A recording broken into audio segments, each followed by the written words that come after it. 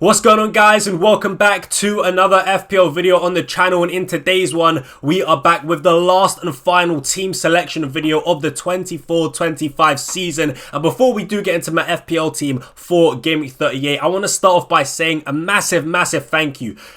A big shout out to each and every single one of you that have continued to support me throughout the season, man. As much as I have had a terrible season, as much as I have stunk out the place week in, week out in FPL this season, the one constant positive has genuinely been the support that you guys have shown me, you know, tuning into the live streams, tuning into the watch alongs, watching my videos, liking my videos, subscribing, commenting, interacting with me. Honestly, guys, I just appreciate all the support that you guys have shown me throughout the season. And yeah, man, as I said, bro, I literally just cannot thank you enough. The channel has grown a decent amount, and it has genuinely been down to the support that you guys have shown me, man. And listen, we had a terrible FPL season. It's been a crazy season full of highs and lows, mostly lows, to be honest. I've not really had many highs in FPL this season, but even though my redemption arc failed, even though we have absolutely bottled a top 100k finish, I promise you guys, starting from next season, the redemption arc will be in full flow once again. And I promise you guys, we will get a minimum of a top 50k finish, right? That is going to be the that's the standard I'm setting for myself next season. I promise you guys, we will be there inside that top 50k from next season, man. So yeah, as I said, bro, listen, I've had a bad season and you guys have continued to still watch me, which I cannot thank you guys enough for. So yeah, man, I just gotta say it one more time, big up your damn self. A massive shout out to each and every single one of you. Thank you so much for supporting me, man. It genuinely does mean a lot. But with that being said, guys, here is how we did perform in Game Week 37.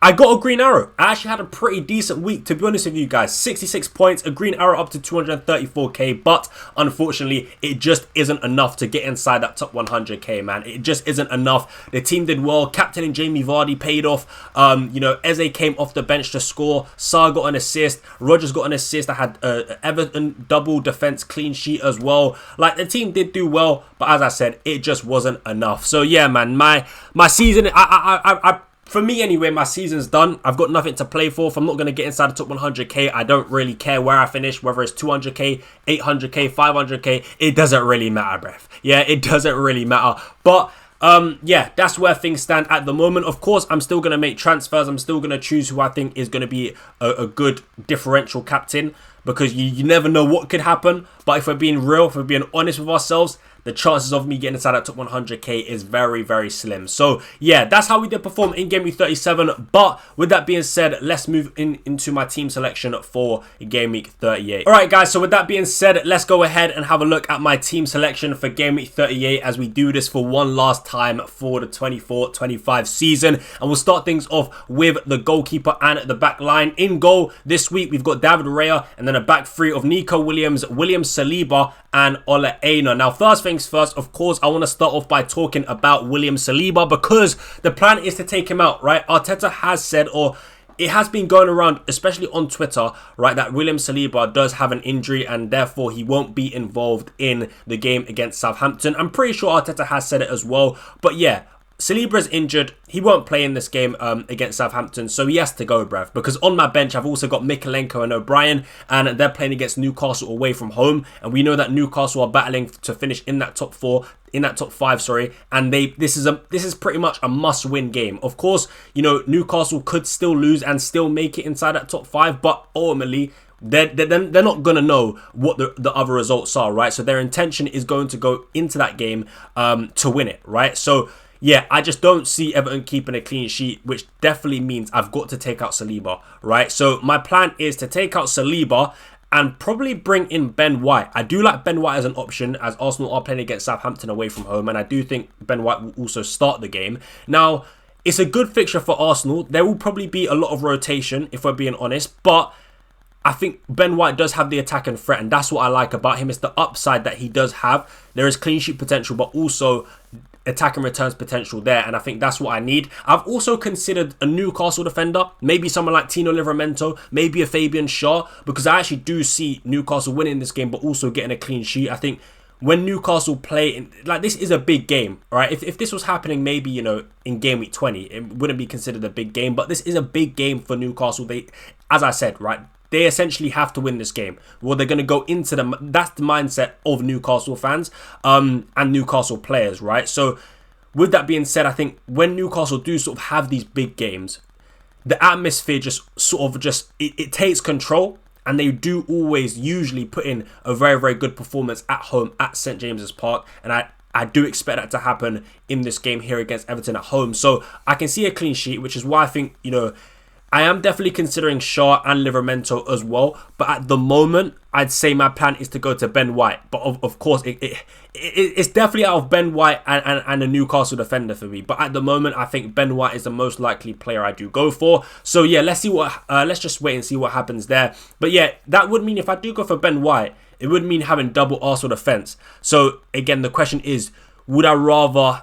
do I want to go double Arsenal defence or just one Arsenal defender and one Newcastle defender? That's also something I got to ask myself. But yeah, let's wait and see what happens there. And then in the back line, we also do have Nico Williams and Ola Aina. So double Nottingham Forest defence against Chelsea at home. This is a very, very interesting one. I'm not going to lie, because this is it's such a big game. It is such a big game. It's almost like whoever wins this game will get into the top 5, right? Nottingham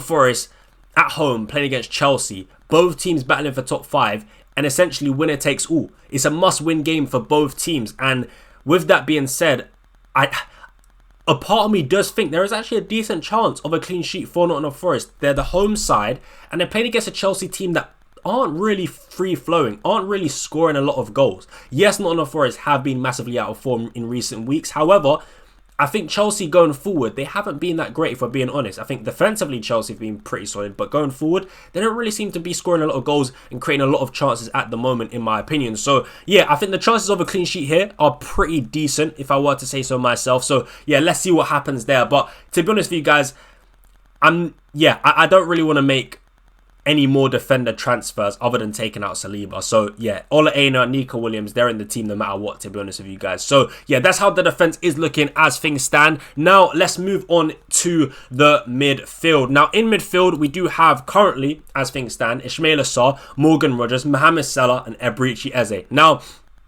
I'm not going to lie, on face value, this midfield absolutely stinks, bruv, right? If we're being honest, it's not a good midfield at all, and it definitely needs some work. It definitely needs some improvement. So one of my transfer plans for the midfield is actually to take out Doucouré, who's on my bench, for Anton Semenyo, right? And then start Semenyo and bench Ismaila Sarr. So then my midfield would be Semenyo, Rogers, Salah and Eze. That is currently what my midfielder transfer plan is. Because yeah, I don't really want to be going into this into game week 38 with double Palace midfield or double Palace attack playing against Liverpool away from home.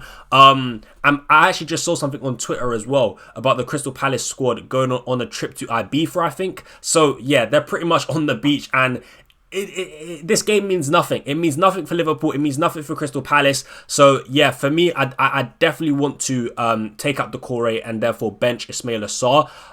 That is my plan. I think Semenyo, right, currently is my number one favourite midfielder to bring in this week, right? I have to be honest with you guys. I think that fixture against Leicester at home is such a good fixture. And I also want to say this, right? If I do bring in Semenyo, there is a strong chance I do make him my captain for Game Week 38. He's a massive differential, and it's a good fixture on paper. Leicester at home, you can't complain with that. And I think Semenyo is more or less going to play... I feel like he's more or less guaranteed to play 90 minutes. I would hope, I would think and hope so. And he's, as I said, he's a massive differential. And as a captain option, I think he does... sort of stand out to me, right? Of course, some of you might say, you know, Mohamed Salah. But if I'm being honest... I just think, what's the point? What's the point? I think most people are going to go for Mohamed Salah. I'm ranked at 230k.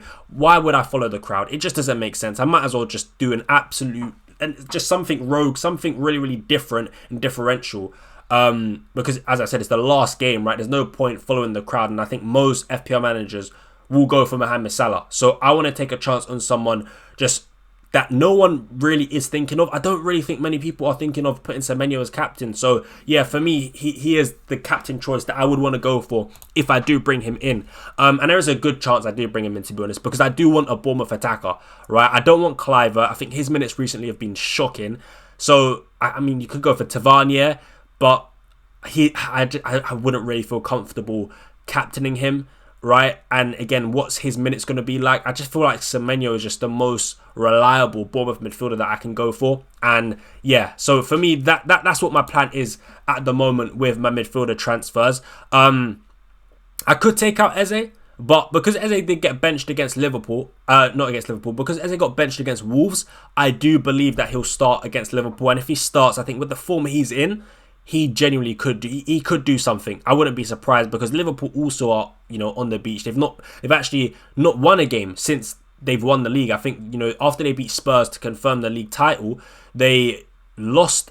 I can't remember, who did they lose against? They drew against Arsenal, they lost against Brighton, and another team did beat them, but it's just gone completely out of my head.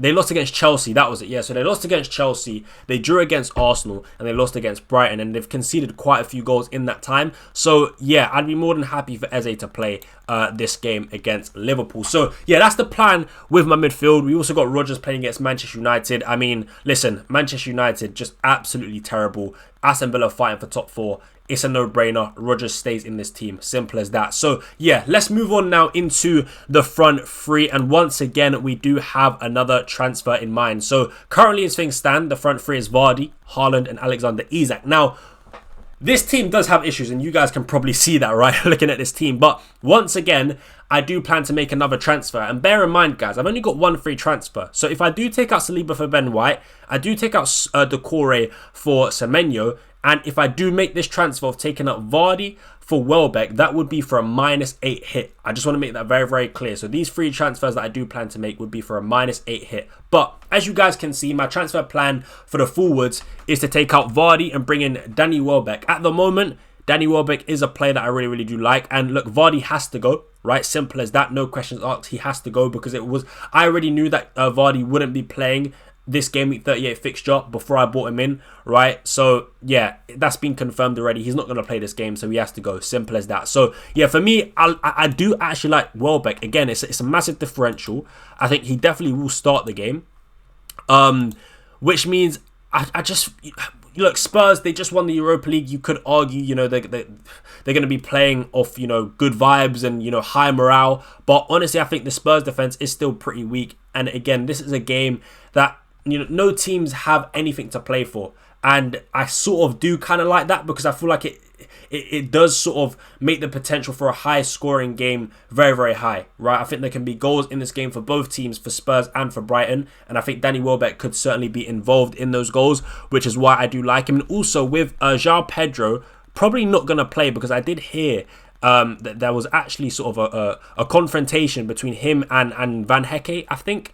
So yeah, I don't think João Pedro will be in the starting 11.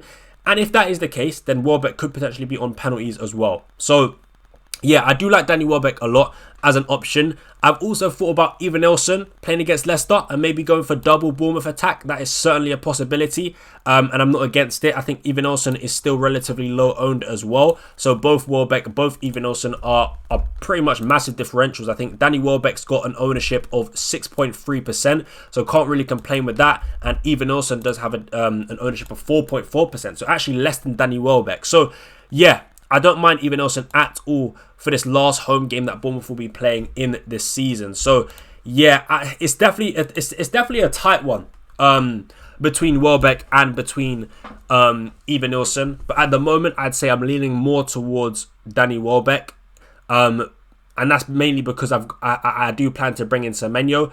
I don't know if I want to go double Bournemouth attack, if I'm being totally honest. I really, really don't. But yeah, that's the plan at the moment. Of course, we also do have Alexander Isak. Yeah, again, as I said, this team it's really bad for Gameweek 38. I'm not gonna lie, really it is, and the injuries certainly haven't helped. Right, I didn't sort of plan for injuries, right, and I've put myself in a pretty sticky situation in terms of needing to take quite a few hits. Now, if Isak doesn't play this game, if I bring in Semenyo and move Sarr to the bench, it means Sarr will come off the bench for Isak. And I think that's what I'm going to have to do. I don't know if I want to take a -12. I could just take out Isak. Maybe I put in Ollie Watkins, right, for a -4. But I just don't know, because I also think there is a decent chance that Alexander Isak will play. maybe if we do get some leaked lineups before the deadline, right? Because all the games are being played at the same time. So if we do get some leaked lineups before the deadline about Isak confirmed being on the bench or not in the squad, then maybe I will take an extra -4 hit, right, to take out Isak and maybe for like an Ollie Watkins or something like that. However, if we don't get any leaked lineups, I think I might just leave Isak there, because I do still think there is a decent chance he will play this game, because as I said, it's a must-win game for Newcastle, right? It's a must-win game for Newcastle. So yeah, I think the chances of Alexander Isak playing are pretty decent. But of course, there is also the possibility that he just isn't involved at all, right? So yeah, we're going to have to wait and see with that one. But yeah, there is a chance that Isak does potentially come out. Either I take out Isak for an extra -4, or Sarr comes on off the bench if Isak doesn't play. I don't know how happy I would be for Sarr to come off the bench, if I'm being totally honest with you. So it's something I've got to think about. But at the moment, the only sort of transfer I do plan to make for my forwards is Vardy out, Welbeck in, or even Ilson in. And like I said, in terms of captaincy, if I do go to Semenyo will be my captain. But right now, it's on Erling Haaland, because City do still need to get a result from this game.